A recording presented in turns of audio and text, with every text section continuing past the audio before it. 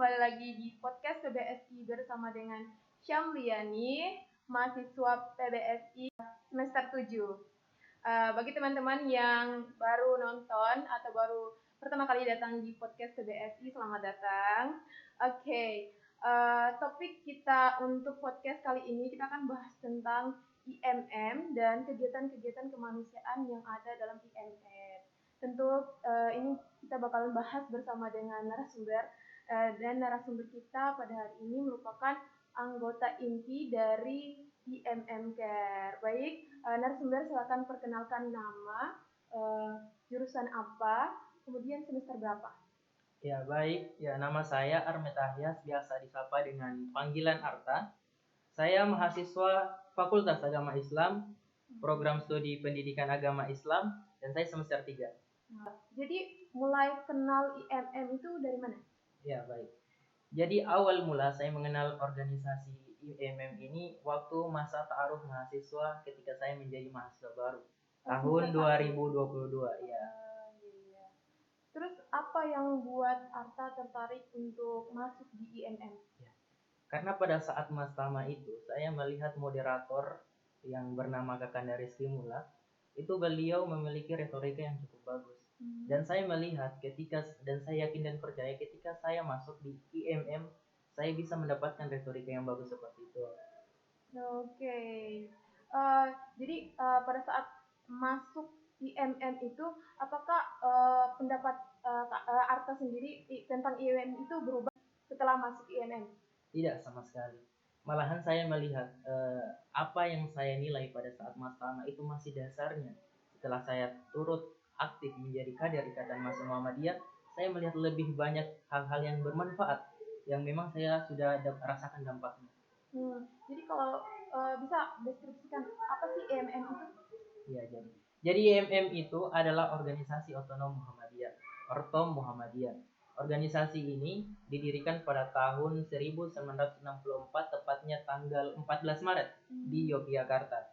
Salah satu faktor atau latar belakang berdirinya organisasi ini adalah Muhammadiyah menginginkan adanya gerakan dakwah di ranah mahasiswa untuk mempromosikan, untuk memperkenalkan ideologi Muhammadiyah di dalam mahasiswa.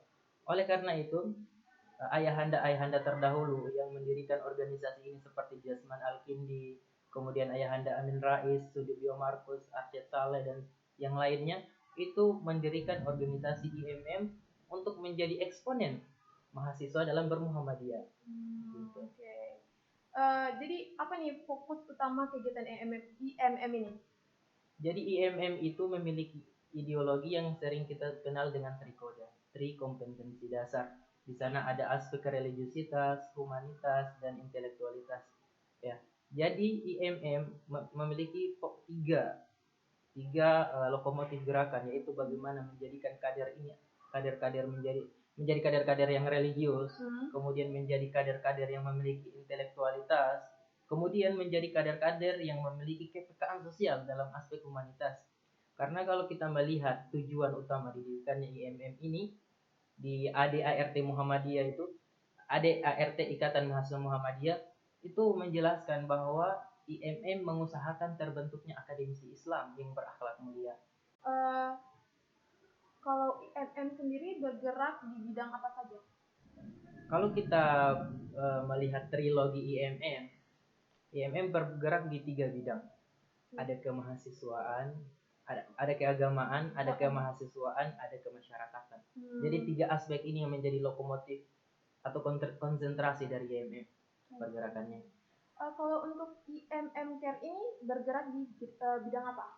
Jadi kalau kita menelisik di trikoda, IMM ini masuk ke aspek humanitas. Kemudian kalau kita menelisik di triologi, itu IMM bergerak di bidang kemasyarakatan. IMM Care bergerak di bidang kemasyarakatan. IMM Care ini tentang apa sih, kegiatannya kayak gimana? Jadi IMM Care itu adalah sebuah komunitas yang kemudian diinisiasi oleh Kakanda Wulandari, salah satu instruktur saya saat DAD, dan beliau itu merupakan mahasiswi pasca sarjana di Universitas Muhammadiyah Jakarta. Jadi IMM Care itu adalah singkatan dari Imawan dan Imawati Peduli. Jadi kegiatan-kegiatan IMM Care berfokus pada bantuan logistik kepada orang-orang yang membutuhkan, atau dalam bahasa syar'inya itu kaum mustad'afin. Untuk IMM sendiri, apa tujuan utamanya yang ini kegiatan IMM Care? Ya, tujuan utamanya itu adalah kami ingin berdampak, memberikan manfaat kepada orang lain dengan menggaungkan gerakan filantropi. Kalau kakak tahu, gerakan filantropi itu adalah gerakan kebermanfaatan, gerakan kedermawanan.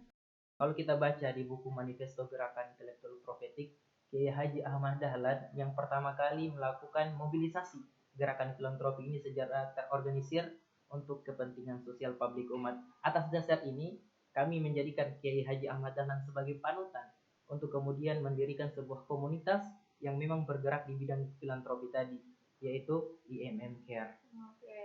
Tadi kan udah ditahu siapa pelopornya. Sejak kapan IMM Care ini terbentuk?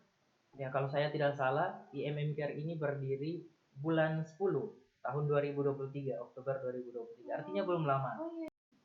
Bagaimana IMM Care beroperasi dan kegiatan apa saja yang dilakukan? Ya. Jadi awal terbentuknya IMM Care itu adalah manifestasi dari ide brilian dari Kakanda Wulandari untuk kebermanfaatan terhadap kaum mustad'afin tadi. Bagaimana operasinya? Jadi setiap Jumat pagi atau setiap malam Jumat itu tim dapur yang bergerak dulu untuk membeli bahan-bahan yang kemudian dimasak sebagai makanan yang akan dibagikan pada Jumat. Itu operasinya. Kemudian jenis kegiatan apa yang dilakukan untuk saat ini? Kami masih berorientasi pada pembagian logistik terhadap kaum-kaum mustad'afin, kaum-kaum yang membutuhkan tadi, seperti para pemula. Waktu siang itu kan adalah waktu makan siang. Kami melihat beberapa keadaan di mana pemulung-pemulung ini tidak mendapatkan makan siang. Atas dasar inilah kemudian kami menjalankan komunitas IMM Care ini, gitu. Apa IMM Care berfokus hanya pada di bagian daerah atau memang ada sudah di luar daerah? Ya. Untuk saat ini karena IMM Care baru baru seumur jagung lah istilahnya, kami masih berorientasi pada daerah Kota Bau-Bau. Ya tentu ada niat, ada inisiasi untuk memperluas jangkauan IMM Care ini di luar Kota Bau-Bau supaya gerakan kita tidak hanya dalam internal Kota Bau-Bau, dikenal juga di luar internal Kota Bau-Bau, seperti itu. Bagaimana IMM Care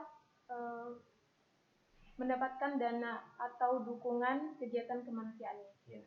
Jadi kami pertama memanfaatkan media sosial sebagai platform untuk memperluas flyer, memperluas pamflet. Jadi setiap sebelum masuk waktu Jumat, kami dari semua tim IMM Care menyebarkan pamflet itu.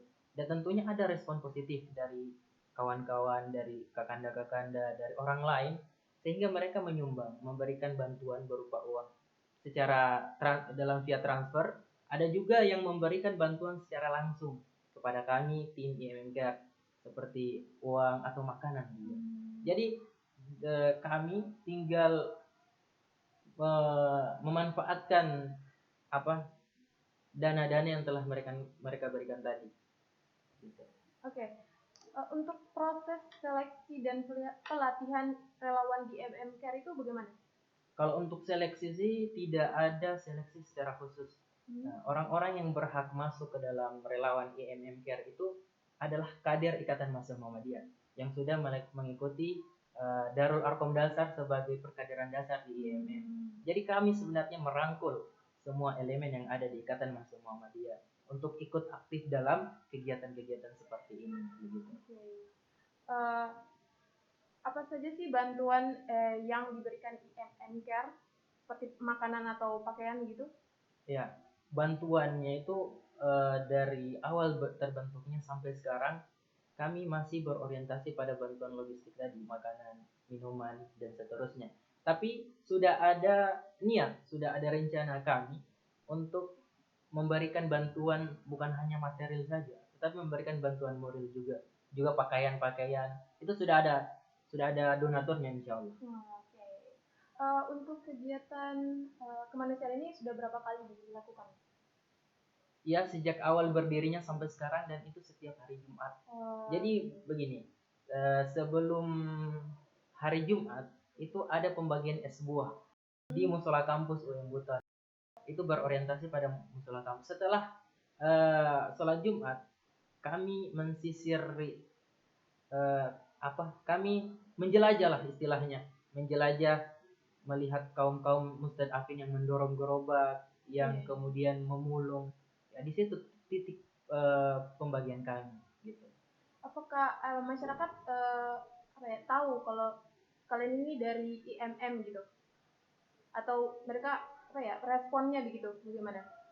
Kalau untuk masyarakat, saya rasa mereka belum terlalu mengenal apa itu IMM. Tapi setelah kami memberikan bantuan itu, kami jelaskan kami dari komunitas IMM Care dari Muhammadiyah. Pasti mereka mengenal Muhammadiyah. Ya, tentunya respon. Kami pernah bermitra dengan salah satu dosen di UM Buton, dosen Fakultas Agama Islam. Itu memberikan respon yang sangat baik terhadap gerakan kemanusiaan kami ini. Juga kakanda-kakanda yang memang sudah menjadi bagian dari amal usaha Muhammadiyah seperti dosen, tendik, staff, itu memberikan dukungan penuh juga kepada kami. Seperti itu.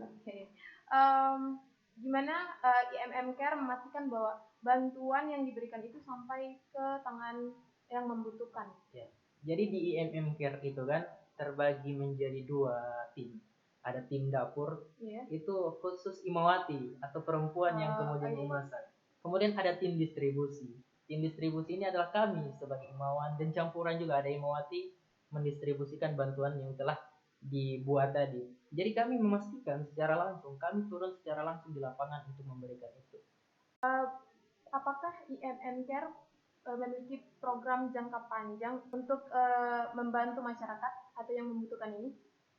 Untuk jangka panjangnya, kami baru menginisiasi sekolah gratis untuk anak-anak pemulung. Sekolah gratis. Ya. Dan tentu kami sebagai tim inti dari IMM Care turut andil dalam mengajari mereka. Misalnya, kalau misalnya tidak terrealisasi sekolah gratis itu, ada opsi lain, yaitu kita memberikan bantuan seperti buku, tas, dan sebagainya. Karena ya alat tulis.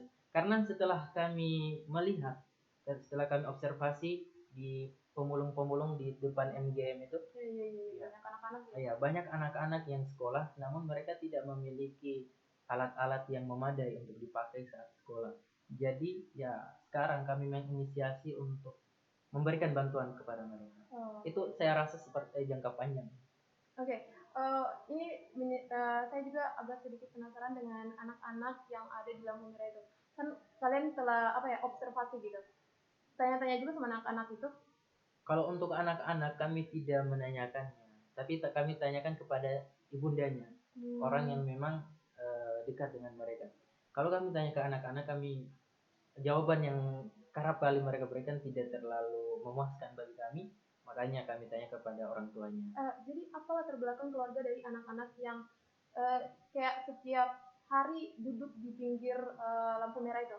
Kalau untuk itu kami belum mendapatkan jawaban yang eksplisit tentang itu. Ya, tapi tentunya kami berusaha untuk kemudian bagaimana menanyakan itu, ya, mengetahui latar belakang mereka. Itu untuk menjadi PR juga bagi kami sebenarnya. Bagaimana IMM Care mengukur dampak dari kegiatan kemanusiaannya? Kalau untuk mengukur dampak, sebenarnya setiap sepekan itu kami melakukan evaluasi. Evaluasi apa saja yang kurang, apa saja yang sudah tersampaikan. Nah, di dalam evaluasi ini kita bisa mengukur dampak yang telah kita berikan. Misalnya, memang kita dalam sebuah gerakan itu kan tidak menginginkan adanya stagnasi gerakan. Stuck pada situ-situ saja.